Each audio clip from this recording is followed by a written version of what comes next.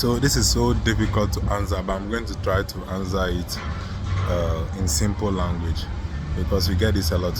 I have tried to answer why real estate is being priced in dollars instead of cedis. People have their differences. That's fine. It's very easy. If you think the dollar prices are unfair, you build it and then you sell yours in cedis. The last time someone tried, the company has collapsed. Okay, because real estate is about replacement. You have to remain in business. But now today we are talking about the high and exorbitant prices, and people are asking that there is a house in Dallas, there's a house in Texas, and it's cheaper than a house in Accra. It's true. There is a house in Ho that is cheaper than a house in Accra. Real estate is demand perspective, is value perspective, is ROI perspectives. So it's like a projection of how much value you can get from that building. If there is no value to be gained from the building, nobody will buy. The price will come down. But once someone is buying, the price will keep surging. Okay. Now, houses in Accra can cost more than houses in Dallas anytime. The cost of this. People want foreign materials to be used in building some of these things. When you bring those things from Dallas to Ghana, it costs you 2 times. So houses in Ghana are going to cost you 2 times than in Dallas. The tax regime is 2 times more than in Dallas. So it's going to cost you 2 times more. The only thing cheaper in Ghana is the labor. And if you engage very cheap labor in Ghana, your building is not going to last like the buildings in Dallas.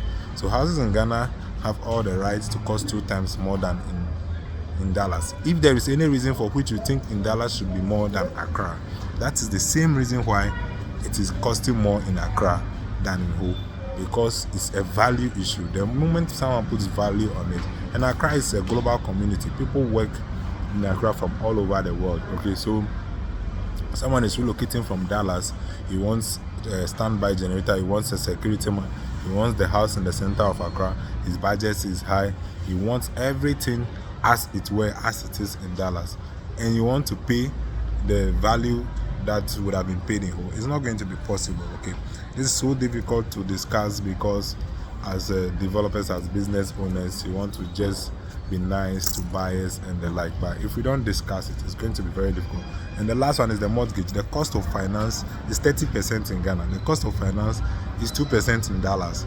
So it's 10 times more here than it is in Dallas and Texas, as the comments were trying to insinuate. That's why I'm trying to answer this question. Okay, so mortgage in Ghana is 30%. Mortgage in Dallas, US is 2 to 5%. They even complain about 5%. There is a currency fraction there, okay, because the cedi is highly volatile. The cost of operating business is very high, okay, in the cedi. So that is also another issue. So the economic determinants are different. The global ones are making it even expensive more here. The local ones are also not in our favor. Okay, so everything will make land and real estate, at least if you want to compare Accra, the only place you can compare Accra to in the USA is in New York. And you and I know the price of real estate in New York. You understand? But anywhere out of New York, the matrices change. Okay, maybe you can talk Florida and those places, but a place like Dallas and Texas, those are countryside. That's like somewhere in the north or somewhere at Asimfo. So if you are putting it on the Ghanaian scale, so it's not really going to work. It doesn't work like that. Okay, it's the hot spots can sell for $1 million, and the moment someone is willing to pay $1 billion for it, the price becomes $1 billion. If someone is willing to pay that much more and you sell it for less, the new buyer will quickly just flip it. It's a thing about real estate. It's always auction, and the highest bidder takes it. Okay, so there is a cost issue, and then there is the sale function. There is a cost of service, costs of tax, cost of raw materials. Okay, and even big developers, people who are building the high rises and this stuff, they are engaging international consultants. And when you bring these people down here, the only reason why they will leave the US to come to Ghana is that you are paying them more. So it's still as complicated as it is. Okay, I hope my attempts are good enough.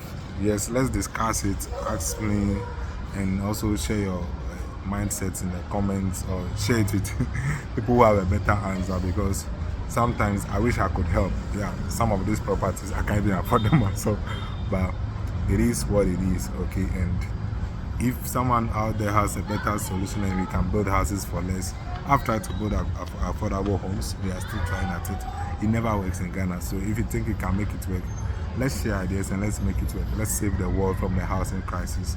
If you can help us make this one work. Okay? Salute. See you in the next one.